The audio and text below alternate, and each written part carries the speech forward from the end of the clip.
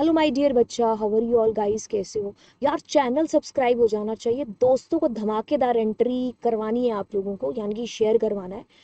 ठीक है, बिल्कुल। आप फटाफट रिवीजन में स्टार्ट कर दें। ड्रॉप और डिलीट। देखिए, सबसे पहले ड्रॉप ये आती है डीडीएल की कैटेगरी के अंदर, डिलीट आती है डीएमएल की कैटेगरी के अंदर। ड्रॉप कमांड है ना, जो वो क्या करती है भाई, परमानेंट अगर आपको डिलीट करना है अपनी टेबल को, अपनी किसी रिकॉर्ड को, मतलब ऑल्टर के साथ में भी इसका यूज हो जाता है। तो परमानेंट अगर आपको उसको जड़ से, मेमोरी से, डेटाबेस से आप उसको डिलीट करना चाहते हो तो आप ड्रॉप के हिस्से जाओगे। तो अगर आपको देखो टेबल को डिलीट करना, तो ये कहती है कि ड्रॉप टेबल, टेबल का नाम। अगर आपको डेटाबेस डिलीट करना होता तो ये कहती है ड्रॉप डेटाबेस, और डेटाबेस का नाम, जैसे डीबी है यहाँ पर।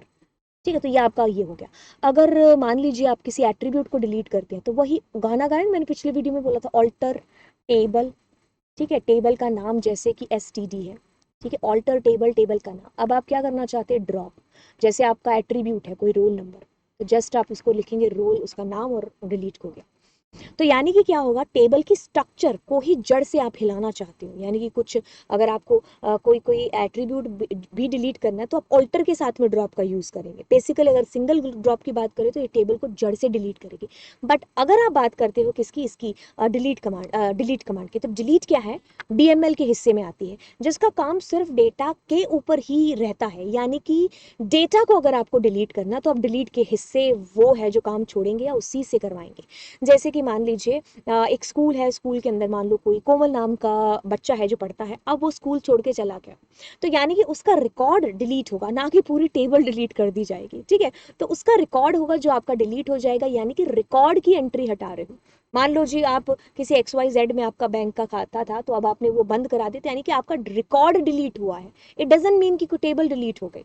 ठीक है, तो अब यहाँ पर क्या चीज आती है, अगर आपने यहाँ पर इसको बोला कि ये डीएमएल है और ये टेबल के अंदर के रिकॉर्ड्स को रिमूव करती है। इसका सिंटेक्स देखो, अगर आपने इतना सा लिखा ना, तो समझिए कि आपकी टेबल के सारे रिकॉर्ड्स, अगर इतना सा लिख के सेमीकोलन किया तो आपकी टेबल के सारे रिकॉर्ड्स डिलीट हो जाएंगे।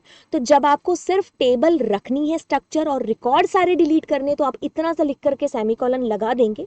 लेकिन अगर आपको टेबल की पूरी स्ट्रक्चर ही डेटाबेस से डिलीट करनी है, तो आप इतना सा लिख करके सेमीकोलन लगाएंगे। दोनों में अंतर समझिए, ये पूरी टेबल को, उसके रिकॉर्ड्स को, सब कुछ, उस मतलब वो नक्शा है ना जो घर वाला, बस उसको हटा देगा, मतलब उसको ही यहाँ से क्या कर देगा, रिमूव कर देगा। ए रिमूव।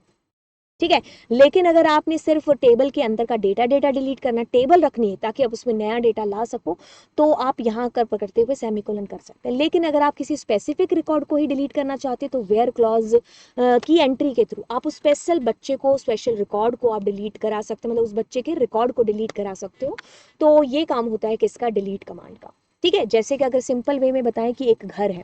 ठीक है, अब इस घर के अंदर का सारा सामान निकालना है, तो उस घर की तरह एक टेबल है, इस टेबल के अंदर के सारे रिकॉर्ड डिलीट करने हैं, तो डिलीट के पास। लेकिन अगर मान लो इस घर को ही आपको जड़ से हिलाना, मतलब खत्म करना है, और ये जो काम है, मतलब टेबल को ही अगर आप उड़ाना चाहते हो डेटाबेस के अंदर से, वो ड्रॉप के हिस्से आएगा काम। ठीक है, तो दोनों में आई होप आपको अंतर है जो बिल्कुल क्लियर हो गया होगा। तो चैनल आई होप अभी तक सब्सक्राइब कर दिया होगा, अगर ऐसी बात है तो 15-20 दोस्तों को भी बता दो और तहलका मचा दो यार। चैनल सब्सक्रिप्शन जम करके होना चाहिए। ठीक है यार, उम्मीद ही तो की है, और वो भी अपने बच्चों से की है, कौन सा किसी और से की है। तो चलिए फिर, हाँ, bye bye and God bless you बच्चा। मिलते हैं अगली कक्षा के अंदर।